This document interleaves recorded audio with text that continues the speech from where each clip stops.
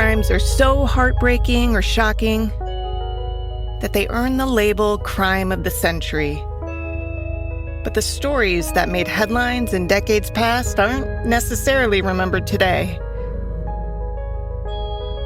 I'm Amber Hunt, a journalist and author, and in each episode of this show, I'll examine a case that's maybe lesser known today, but was huge when it happened. This is Crimes of the Centuries.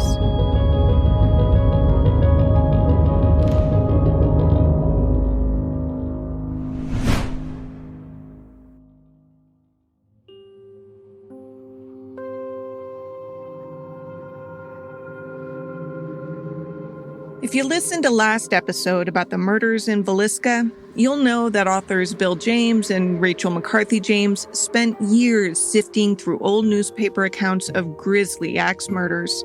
Several of the murders that they examined, but which they do not believe was the work of the Villisca killer, are worthy of their own episodes. So much so that I probably could do half a season just looking at various familicides in the early 1900s. But there was one case in particular that caught my attention and seemed worthy of an offshoot episode. A case so unknown that there was no documentary or newsreel to help tell the story.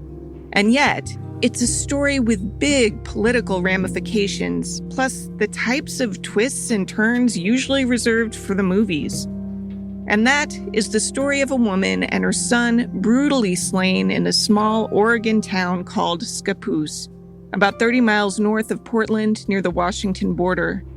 At least today's Scappoose is a small Oregon town. Back then, it was an unincorporated village with fewer than 200 residents. So there was a small family, Mr. and Mrs. Frank Wehrman, who lived in a tiny little mountain town in Oregon called Scappoose.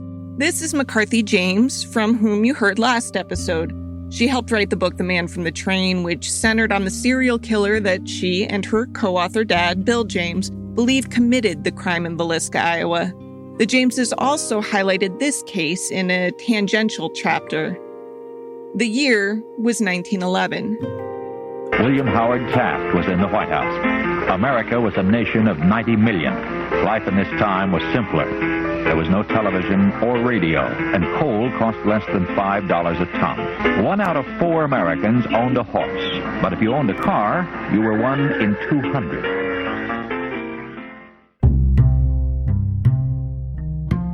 On September 5th, 1911, a woman named Elizabeth Sierks passed by a lonely cabin in the woods that she knew was home to a young couple and their 4-year-old son. Elizabeth had become friendly with the wife of the cabin, Daisy Wehrman, who was always accompanied by her 4-year-old Harold. The husband of the cabin was Frank Wehrman, a baker who spent his work weeks a train ride away at his job with the New York bakery of Portland. The Wehrmans were new to the area, having bounced around several states, most recently from Washington. The couple had married in Iowa, their birth state, on September 6, 1905. Frank would come home on the weekends and spend all of Saturday with his wife and son before shuttling off back to Portland. At least, that was usually the case. It just so happened that the week before the murders, he stayed home from work because he was sick. He returned by train Sunday afternoon. As Elizabeth passed by this Tuesday morning, something caught her eye. She noticed that the front door was padlocked, which was odd. She had never seen the door padlocked before. Curious, Elizabeth approached the cabin and peered through a window. She spotted the wife of the couple, the woman, Daisy Wehrman, lying on the bed with her child. She tried to rouse them by knocking the door, but they didn't rise. Elizabeth found this odd, but figured they must be deep in sleep, and since she had no way to get past the padlocked door anyway, she went back home. When she returned the next day and saw Daisy and Harold lying in the same positions as she'd seen the day prior, she alerted the sheriff. Sheriff A.E. Thompson wasn't stationed in Scappoose. He served all of Columbia County and called St. Helens his home base, but he just so happened to be in Scappoose on this Wednesday, so he rushed to the Wehrman's cabin and busted down the door. The scene that greeted him and his deputies was horrific. Daisy and Harold lay dead together on the bed.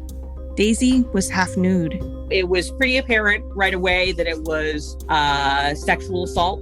Her clothes were pushed up. She was exposed. It appeared from the condition of Daisy and Harold's bodies that they had been dead for several days, which was one of the typical hallmarks of the cases featured in the book The Man from the Train. The case had other overlaps with those cases as well. There were train tracks somewhere in the vicinity. The house where the murders occurred had been locked up by the killer when he left, and it was clear an axe was used. But once McCarthy, James, and her dad looked a little closer for their book, they decided it's highly unlikely that the Villisca madman committed this crime too. And that's because, first glance aside, Daisy and Harold hadn't been axed to death. They had been shot. The axe wounds were post-mortem, and while Daisy's skull was smashed in with the blunt side of the axe, Harold had been struck with a blade. It was rare that the man from the train used the blade, and when he did, there seemed to be a logical reason. Like one time when it appeared the man of the house had fought back, causing his killer to swing wildly rather than kill with a single controlled bash, as was his custom. The man from the train almost always used the blunt side, and McCarthy James has a theory as to why. The big thing is that a sharp axe might get stuck in there and it's harder to pull out. So then if you get it stuck in, you're being less efficient. You're not going to do it as quickly. Nobody's going to wake up and mess up your whole scheme, basically. So if it wasn't the serial axe killer tormenting the nation, who killed Daisy and Harold? Once Daisy and Harold Wehrman's bodies were examined, the cause of death became clear. Daisy had been shot 3 times at such close range, each shot left powder burns on her body. Any one of the shots would have been fatal. Her son was also shot 3 times, again at close range. Each of those 3 bullets went into the little boy's head. As the sheriff investigated the scene, he noticed an important clue. Near the bodies were some strewn pieces of mail, as well as a still-wrapped newspaper dated September 4th. That's 2 days before the bodies were found. The sheriff knew the neighbor had unwittingly seen the bodies September 5th, so the newspaper firmed up the date of death. It must have been Monday, September 4th. This was supported by the fact that Daisy was known to make 3 loaves of bread on Mondays, and in the cabin, there were 3 freshly made loaves of bread still in the pan. Now, the Wehrman cabin wasn't in Scappoose proper. No, it was up in the hills above Scappoose, very frontier-like. People got their water from a local stream and stole what they could with the tools that they had. This is Duke Smith, a retired deputy sheriff from neighboring Montauk County. According to the Oregonian, there was only 12 people living in the area at the time of the murders. Now, back in the olden days, homes were so spread out that mail wasn't delivered to houses like it is now. Instead, it would be delivered to post offices. And when one person from a neighborhood stopped by to grab their parcels, they often picked up the rest of the mail for their neighbors and deposited it in a designated community mail spot closer to that part of town. Or, they'd hand deliver it in a friendly neighbor kind of way. Sheriff Thompson checked with the post office and learned from a clerk that on Monday, September 4th, a local man named John Arthur Pender had picked up the Wehrman's mail. The sheriff and one of his deputies had already made note of Pender when they came into town. He seemed nosy about where they were headed and strangely certain they'd be there a while.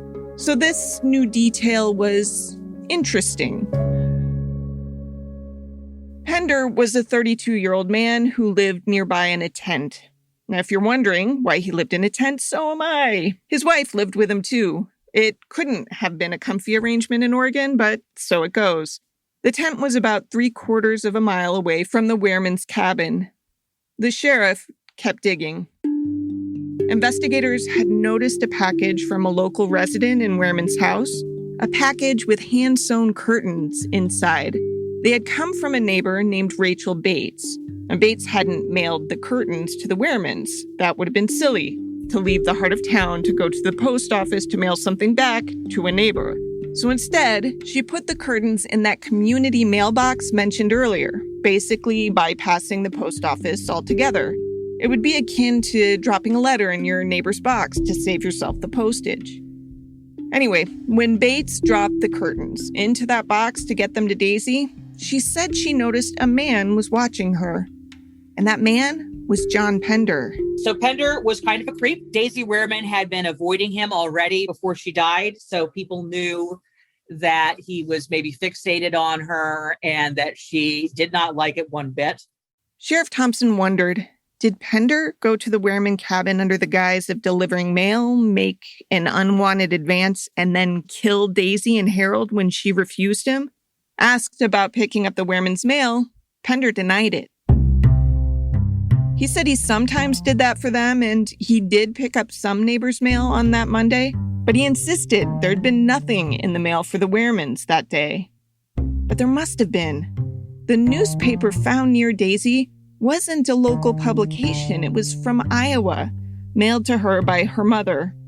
It had been dated September 1st, so the earliest it could have possibly arrived in Oregon was September 2nd.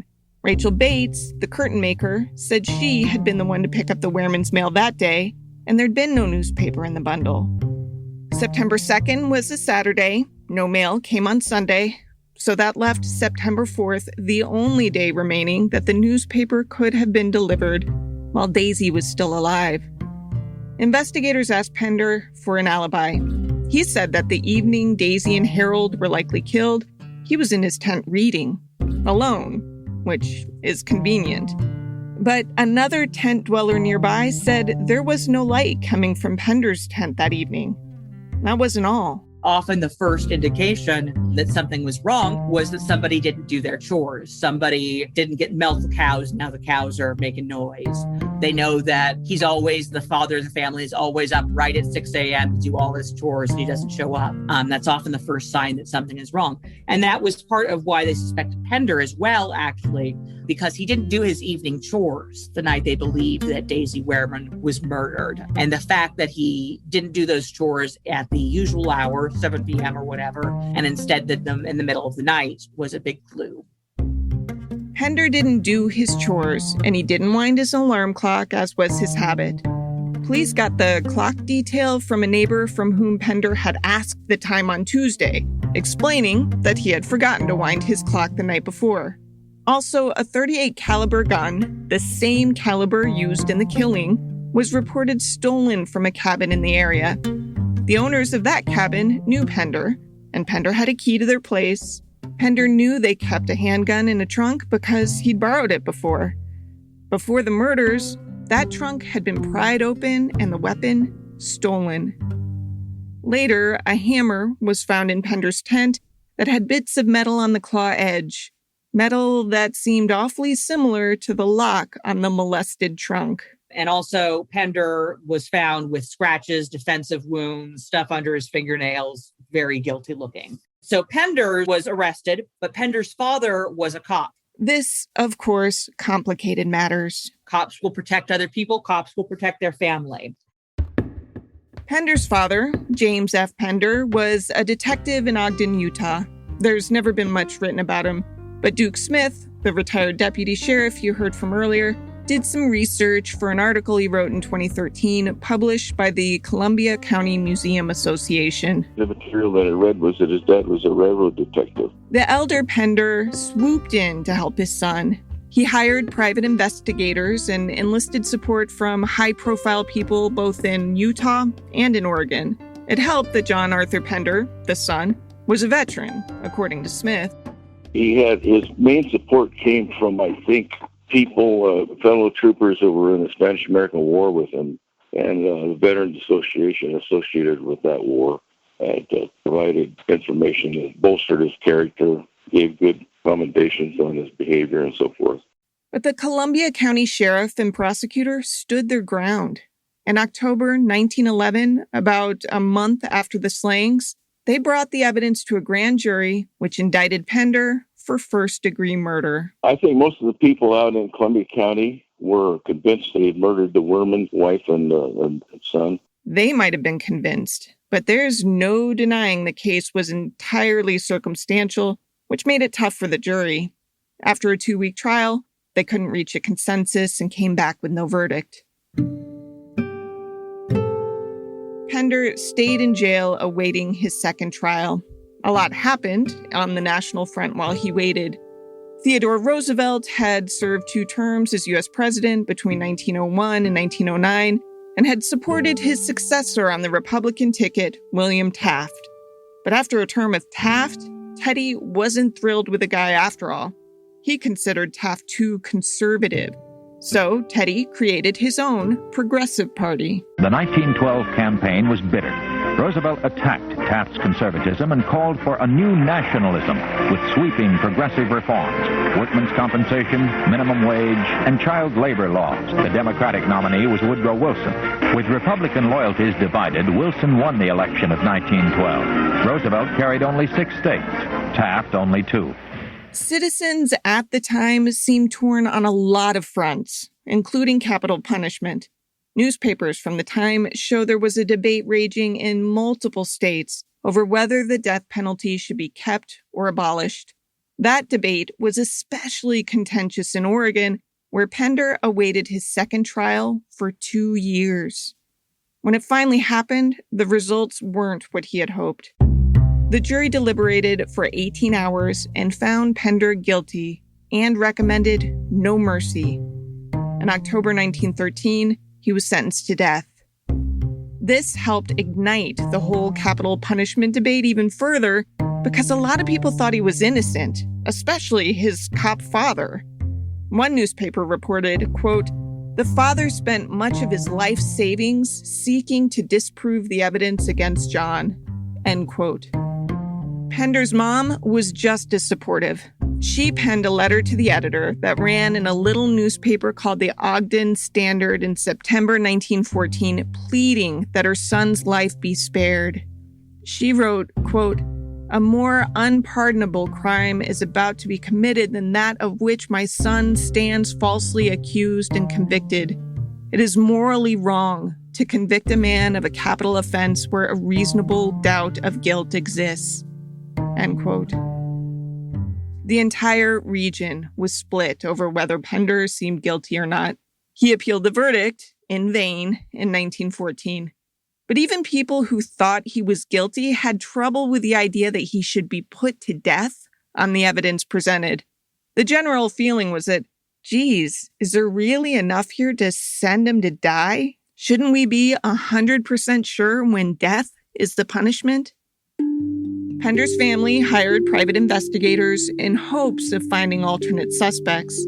Remember, because law enforcement agencies were so understaffed and underfunded, private agencies played big roles in solving crimes. Broadcasting from an official conclave of the William J. Burns International Detective Agency, the world's greatest association of private investigators. The greatest mystery stories of all, the true mystery stories, are the everyday work of these hawk-eyed super sleuths who are surrounding us right now. Their information sources cover the earth: India, Asia, Europe, Africa, South America, everywhere. Look out. There may be one behind you right now. The trouble with private investigators is that they often tailor their solutions to a crime to the hopes of the person who hired them.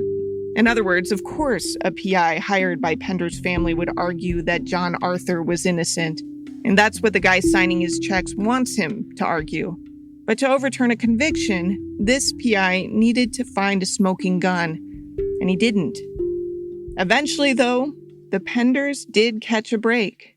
But then a few years into his conviction, a man confessed to the crimes. A man in a mental institution confessed to the crimes. A different man entirely. Another neighbor who had never been considered at all by investigators said he had killed Daisy and Harold in an attempt to frame Frank Wehrman, Daisy's husband.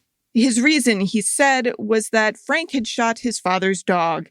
And the guy somehow figured killing Frank's family and framing him for their murders was a proportional response. The man's name was John Sirks. The surname should sound familiar. It was his mother, Elizabeth, who had found the bodies in the first place.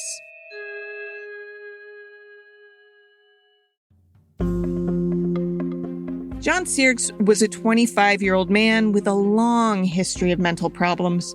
He was one of 2 children to Mother Elizabeth and Father Gustav. Exactly a year after the Wehrman murders, Sirks's parents had him committed to what was then called the Oregon State Insane Asylum in Salem. He'd supposedly had violent outbursts, threatened to kill his father, and talked about plans to poison his younger brother. So, when he confessed, people believed it. Especially because they remembered that odd tidbit about Elizabeth finding the bodies. She found them the day after the killings, but waited a full day before alerting police. Her explanation at the time was that she simply didn't know they were dead until she returned and saw that they hadn't moved the next day. But now that her own son had confessed, people thought, well, maybe she'd been trying to protect him. Maybe she'd hoped someone else would find the bodies so that her family wouldn't be tied up in the affair at all, thus keeping her son off cops' radars. But then, just days after he confessed, Sirks recanted. He said he only knew details of the crime because he had read about it in the newspaper, and that a chaplain working in the hospital who fell into the Pender didn't do it camp had convinced him to confess. Sirks's father brought forth letters he had saved written by his son in the days after the slaying. In the letters, John Sirks wrote that he had read about the murders in the newspaper and was disturbed something like that could happen in their hometown. Whoever did the dirty trick, he wrote, ought to be hanged. Sirks's dad said the letters proved that his son wasn't even in town when the murders were committed. Rather, he believed that John, with his history of mental issues, somehow imagined that he had killed the two, and that his confession was really a manifestation of this delusion. But some people didn't buy that. The asylum superintendent, for example, said he believed Sirks's confession was, quote, true in every detail. I am convinced Pender is innocent, end quote. It's easy to dislike someone who is in a mental institution. Like we're talking about with feelings of safety and control, that's a much simpler explanation than some guy who has a wife and has a family and has a life decided that his greatest goal is to rape and murder some lady. I think that makes people feel a lot more out of control. The already divided region was even further confused. And it wasn't as though there were only two camps either. The list of possible suspects definitely went beyond Sirks and Pender. Some were convinced that the killer was actually Frank Wehrman, Daisy's husband and Harold's father. Now, according to that theory, Frank had killed his wife and child before he left for work Sunday afternoon. Among the accusers were Frank's own cousin and that cousin's wife. They told police, all these testimonies from his cousin's wife and his cousin that he acted nervous after the murder and that his cousin had been digging in the yard, and as Frank Wehrman, the husband, said, don't do that, don't bother that, seemed real nervous. This became especially compelling in January 1914 when a group of men said they were digging up a potato patch at the old Wehrman cabin and happened to unearth a .38 caliber handgun. Frank's cousin identified that patch as precisely the area Frank had warned him not to dig. But it could never be determined if that had been the same gun used to kill Daisy and Harold. The cousin also said, Frank picked up a bunch of clothes and asked if he could burn them in the stove when he stuck around so he sure all the clothes would burn. That kind of thing raises a lot of suspicions, but nothing ever came of it. No doubt Frank would be looked at closer today, but even in hindsight, we can find some issues with the theory he was the killer, just based on the timeline. First, Rachel Bates had seen Daisy on Saturday night. Second, there was the matter of the mail that apparently came Monday. Third, there was the Monday baked bread. Still, once there's a murder, every hiccup in a relationship will be magnified. Frank apparently was a jealous man, or at least that's what Frank's cousin told police. The cousin's wife agreed and added that Daisy was an abusive mother, routinely beating Harold. The woman said that once, Daisy whooped Harold senseless with a piece of firewood. These two were really the only character witnesses against Frank, though. And some of their statements sound pretty contrived. And for example, they said that after the coroner's inquest, Frank came to stay with them and seemed fidgety. He would look out the windows as though worried someone was after him. Well, his wife and child had been viciously murdered and he didn't know why. So it is possible he could have thought somebody was determined to wipe out his whole family, which could include him. If ever there were an understandable time to be paranoid, this might be that time. For the most part, everybody was convinced that Frank Wehrman had nothing to do with it. Still, Pender's supporters pointed to all these theories as they lobbied hard for his release, as did his lawyers. But the Oregon Supreme Court refused to hear the case, thus affirming the verdict and the death sentence. Public support quietly grew. It's kind of a grassroots movement around Pender. There was a book published in a few years after that confession. The book was called Why Some Men Kill. It was written in 1919 by George A. Thatcher, who was president of the Oregon Prisoners' Aid Society.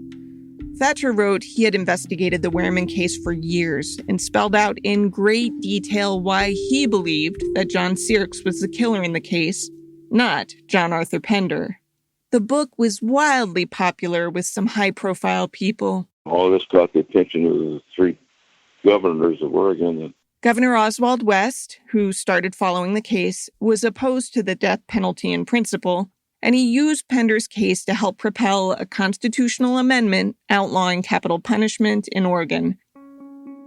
In November 1914, voters approved the amendment. Pender's sentence was commuted, his life spared.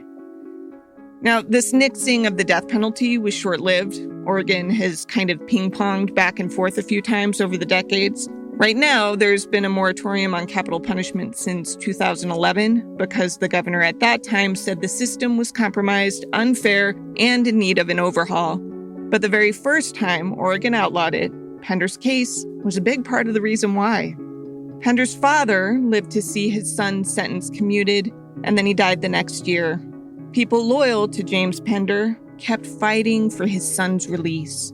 There was a lot of pressure to release Pender, especially, I think, after his father died. People knew how deeply his father wanted his son out of prison and kind of felt sympathetic towards him, and I think that engendered some sympathy. Commutation was not enough. I mean, if you think a guy is innocent altogether, a sentence of life in prison isn't your end goal. They asked one governor for a pardon, and then another. Finally, in September 1920, Governor Ben Olcott hand-delivered an unconditional pardon to Pender in prison. Olcott said he didn't think Pender got a fair trial. Tears filled Pender's eyes as he promised Olcott would never regret what he had done. The next day, his tearful mother embraced him and brought him to her home. The Oregon Daily Journal described Pender reuniting with his wife. Quote, "In the pouring rain and howling wind of 1 o'clock Sunday morning, John Arthur Pender, pardoned from the state prison and declared innocent of the crime of murder by Governor Olcott, met his wife under the trees of the parking in the block between 21st and 22nd Streets on Hoyt. The tall form of a woman, wrapped in a tan raincoat, ran out of the darkness straight into Art's arms.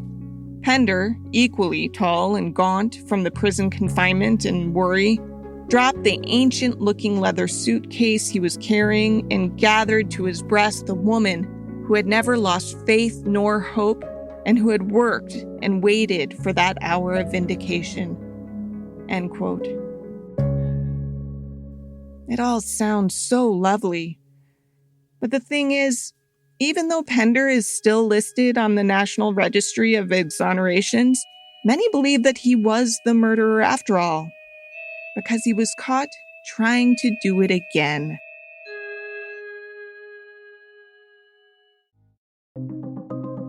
In October 1927, a 15-year-old girl placed an ad looking for work as a nursemaid. A man called her up to set up an interview, and the girl arrived with a chaperone. The caller never showed, so the girl went home. Then the guy called again and again. 3 times the teen went to meet this man, and each time she brought a chaperone because she wasn't an idiot. Neither was the girl's father, who reported the behavior to the police. The police decided to set a trap. When the same guy called for a 4th meeting, police instructed the girl to accept the meeting and go alone. The police set up a surveillance. The idea was that the cops would tail her to see what happened. When the man and girl met up, he asked her to come to his house, which he said was within walking distance. And Pender tried to talk her into going down a lonely road past the forested area and threw her to the ground and tried to strangle her. 3 officers followed, but not closely enough. The man took the girl into a brushy area, tore off some of her clothes, and started choking her. He told her that if she screamed or made a loud noise, he would kill her. As police finally arrived, one newspaper report describes that he had a hammer raised over his head, poised to smash in the girl's skull. The man had answered the ad as Frank Miller, but once in custody, some veteran officers recognized him, so he copped to his real identity, John Arthur Pender. For 7 years after he had been pardoned, Pender seemed to have led a quiet life. But with his arrest and the attempted murder of a teenage girl, police began to believe he had actually been quite busy after his release from prison. They began looking at all unsolved murder cases to see if he might have been connected, and they became convinced that he was responsible for at least one. On April 22, 1924, a 15-year-old girl named Martha Greatke had been brutally slain while she was home alone. Her body was discovered by her sister in the family's kitchen. The teen had been bashed over the head, choked, gagged, and stabbed to death. A Wire story said she was also mistreated before her death, an understated euphemism for rape. While a neighbor had seen a stranger lurking behind the house about an hour before the murder, the only description published was that the man was tall and roughly dressed.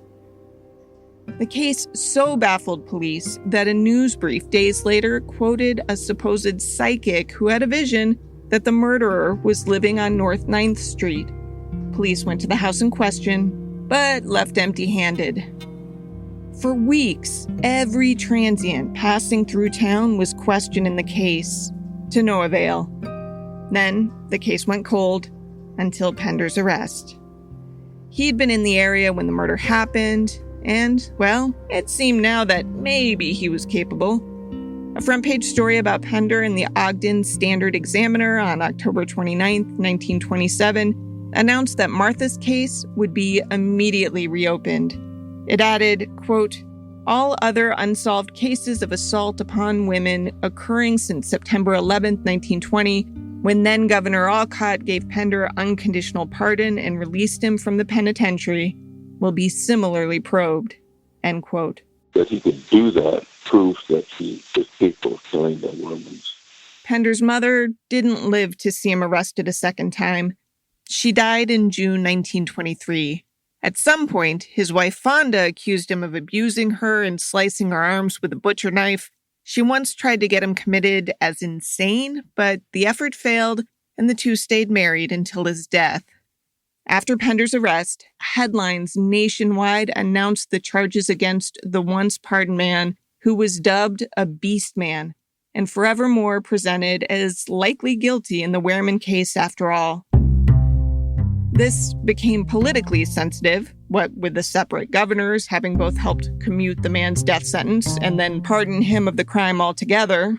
In a typical game of blame everyone else, a Wire story on October 29, 1927 began, the state parole board and not Governor Olcott was responsible for the pardon of John Arthur Pender in 1920, according to Don H. Upjohn, secretary to Governor Olcott, and member of the parole board at the time of Pender's release from the state prison.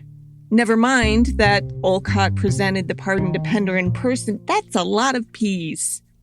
Olcott eventually took the blame, though, saying to reporters, "What has recently happened is evidence that I was mistaken in my judgment. I regret the matter greatly and feel now that hanging would have been too good for him." Pender tried to plead not guilty by reason of insanity, but the judge said nah. It seemed that being cautious enough to refrain from trying to kill the girl when she had a chaperone nearby was proof enough that Pender knew exactly what he was doing. Jurors took just 10 minutes to convict him. He was sentenced to life in prison in December 1927, though, as often happens, it doesn't appear he served his full sentence. I can't say when he was released because no newspaper noted it. In fact, to highlight just how forgotten this once huge case was, Pender's obituary in 1950, at age 82, made no mention of either of his convictions. This was a man whose case landed on front pages nationwide, who drew the attention not just of the crime-fascinated country, but of 3 separate Oregon governors. His case even affected state law. And yet, when he died, his 4-sentence obituary noted only that he'd once lived in Portland and was survived by his wife.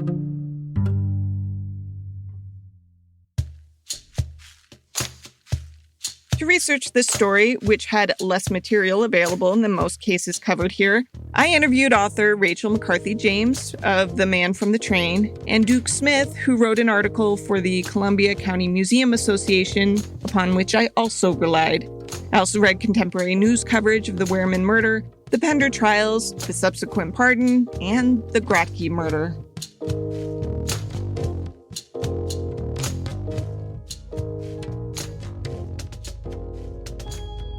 Crimes of the Centuries is a production of the Obsessed Network. To learn more about its shows, go to obsessednetwork.com. This case was researched by me, Amber Hunt, and produced by Garrett Tiedemann. Original music is by Bruce Hunt and Andrew Higley. Other music comes from Blue Dot Sessions. If you like us, help us out by rating and reviewing us on Apple Podcasts. For more information or to recommend a case, go to centuriespod.com. On Instagram and Twitter, we're at CenturiesPod. And check out the Crimes of the Centuries podcast Facebook page.